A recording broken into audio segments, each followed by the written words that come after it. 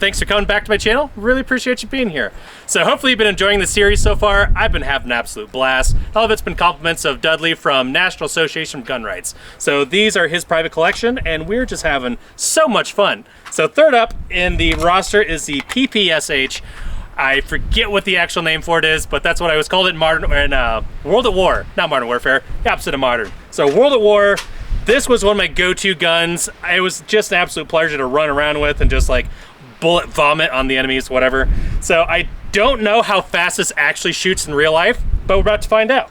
So go ahead and cut, because I don't know how to load this. All right, so I received knowledge from the ether that informed me that it is a PPsh-41, nicknamed the PPsh.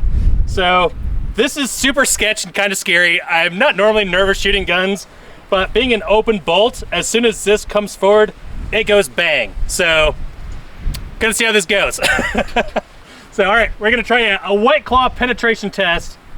In 3, 2, 1. Oh my God. Oh, I like this. All right, so we're gonna try it, round 2. This is actually full magazine, and the last one I think was giving us issues. So we'll see how this one goes.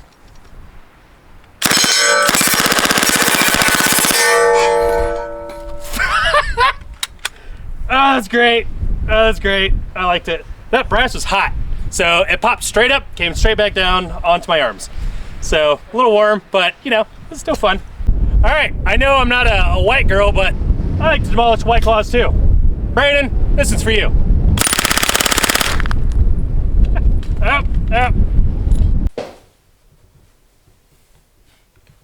Are we doing this again? Is this gonna turn into a scar? Oh, what is this? All right, so the other Darren has access to a real PPsh. This is my PPsh. So I just needed to go over some of the features that I want to give more in-depth thought about that I didn't give in the video. So the nickname, the poached eggs, PPsh. Oh yeah, PPsh. So anyway, clearly I don't have one of those, so this is the best I had to make do with. So I just want to talk about some of the features. First, we need to make sure it's unloaded and safe, so I'm gonna go ahead and drop that one out. And then, so as far as the reload is concerned, the lever action, not the lever action, it's not a lever action. The, oh gosh, what would you even call this thing? It's like a piece of crap, that's what you'd call it. So the thing that you lock the magazine in place with, like usually when you stick a magazine into a gun, it goes click and it's nice and secure. And if you want to give it a nice little firm slap on the butt to make sure it's like seated well, you can do that. With this, no, it's a pressure fit, like a knuckle. So it's like this knuckle joint that you just kind of push into place. So you just jam the magazine in there and flip this like Pringles thumbnail metal potato chip thing, and it just pressurizes the magazine into place so it doesn't fall out, or you know, you might run into it seating not properly. Anyway, so that was one of the issues that I had with it, because trying to unlock the magazine, it wasn't great. Also, if you notice in the last clip, that started to shoot a little bit and then it was like kind of acting funny. That particular magazine had some kind of issue where the bullets wanted to feed like sideways. So I think the spring was busted, so that was what was going on with that one.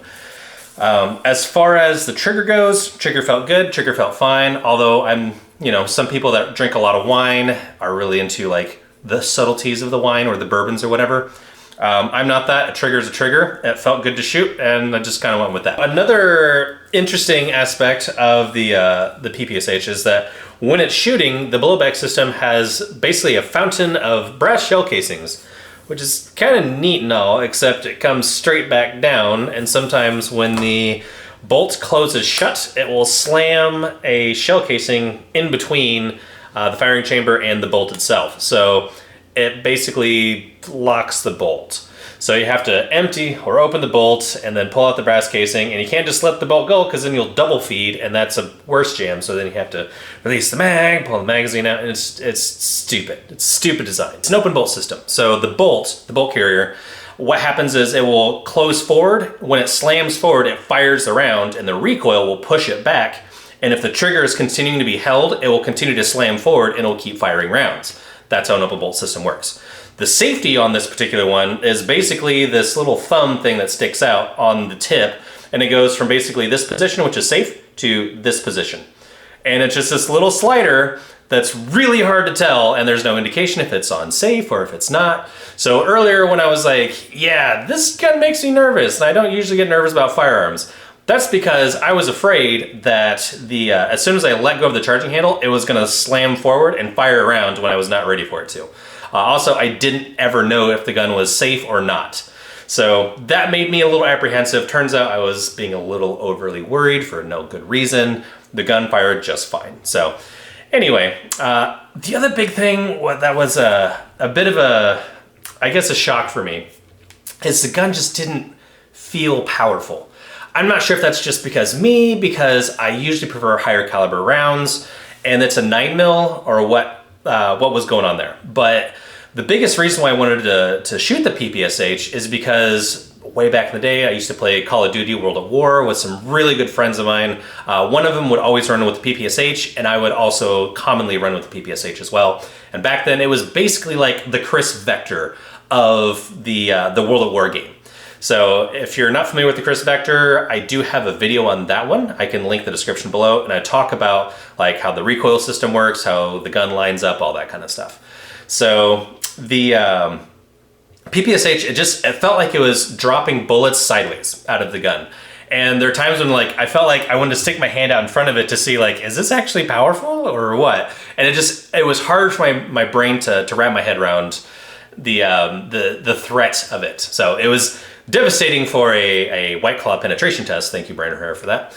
But yeah, it was, I don't know. I guess for me it was kind of like expectation, reality, and it just didn't meet my brain where I was hoping and thinking it would be.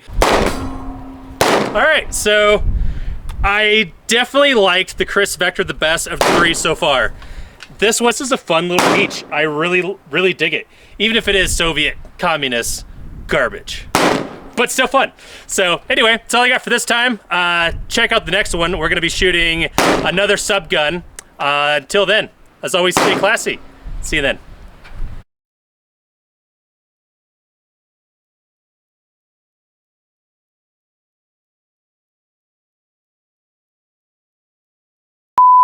Oh yeah. The shell casings can get caught on the way back down in between the chamber and the shooty boom, little metal bits.